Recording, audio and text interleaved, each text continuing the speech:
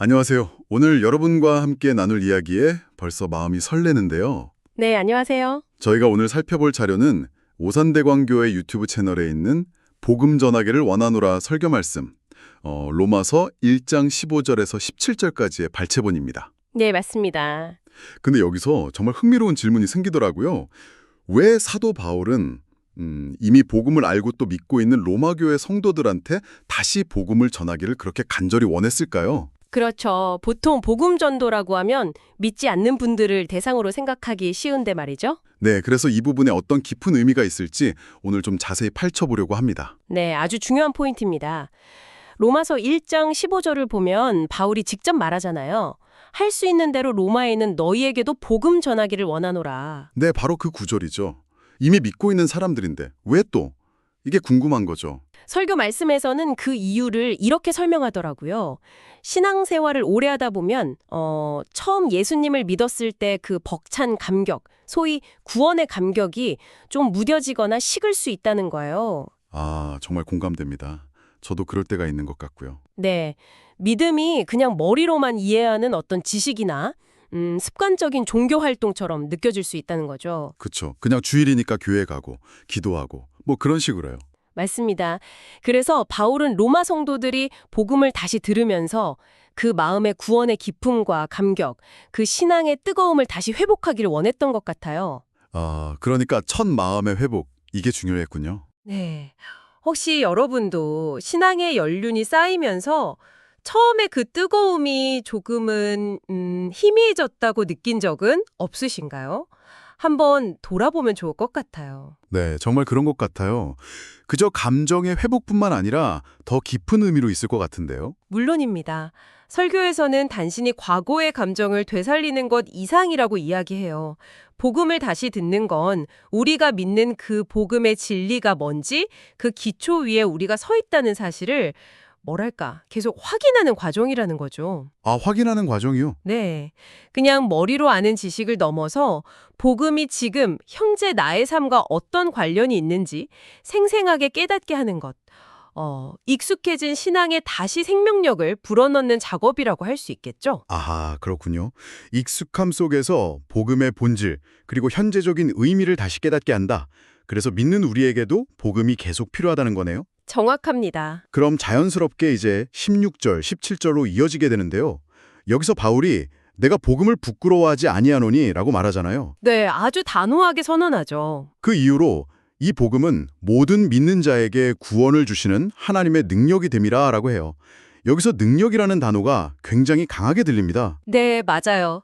하나님의 능력, 이 표현에 정말 주목해야 합니다. 설교에서도 이 부분을 강조하는데요. 복음은 그냥 죄의 용서 선언, 뭐 이런 게 아니라는 거죠. 단순한 메시지가 아니다. 그렇죠. 우리 삶을 실제로 변화시키고 새롭게 하고 또 개인뿐 아니라 교회 공동체까지 변화시키는 그야말로 살아있는 힘, 생명력이라는 겁니다. 와, 살아있는 힘. 그리고 중요한 건 이 능력이 모든 믿는 자에게 주어진다고 성경은 강조하고 있어요.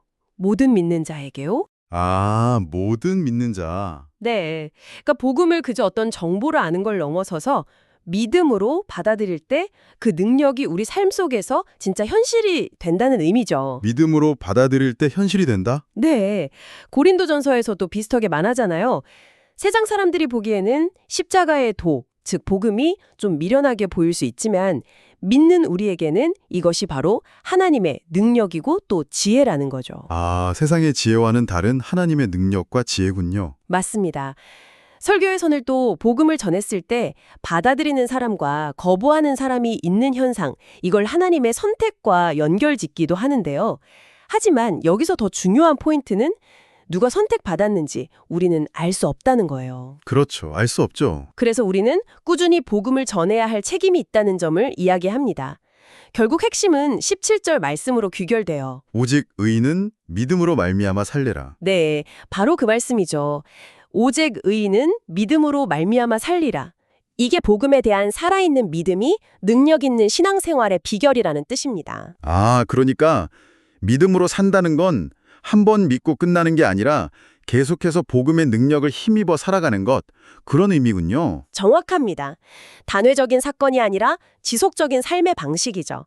복음의 능력은 그냥 가만히 있는 개념이 아니라 우리의 계속되는 믿음을 통해서 활성화되는 힘인 거예요. 네, 오늘 이야기를 쭉 들어보니까 복음이라는 것이 처음 믿을 때만 필요한 게 절대 아니네요. 그렇죠. 믿음의 여정 전체에 걸쳐서 우리에게 계속 필요한 뭐랄까 영적인 에너지원 같은 거군요. 네, 아주 좋은 비유입니다. 에너지원. 우리 안에 좀 식었을 수도 있는 구원의 감격을 다시 살려내고 또 가장 중요하게는 믿음으로 살아갈 힘, 즉 하나님의 능력을 계속 공급해주기 때문인 것 같습니다. 네, 맞습니다. 오늘 나눈 이 말씀을 통해서 여러분의 마음속에는 처음 복음을 받아들였을 때 그 뜨거운 감격, 그 생생함이 지금 어떻게 자리하고 있는지 한번 돌아보시면 좋겠어요.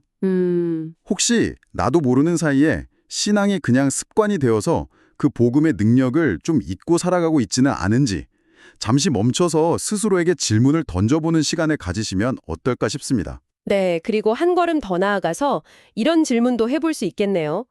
내 안에서 다시 살아난 그 복음의 능력이 단순히 나 개인의 신앙 회복에만 머무르는 것이 아니라 세상을 대하는 나의 태도나 관계, 또 삶의 방식에는 구체적으로 어떤 변화를 가져올 수 있을까? 와, 그것도 정말 깊이 생각해 볼 질문입니다.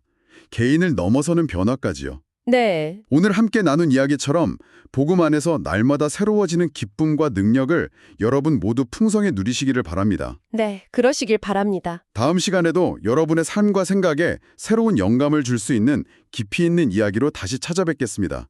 함께 해주셔서 감사합니다. 감사합니다.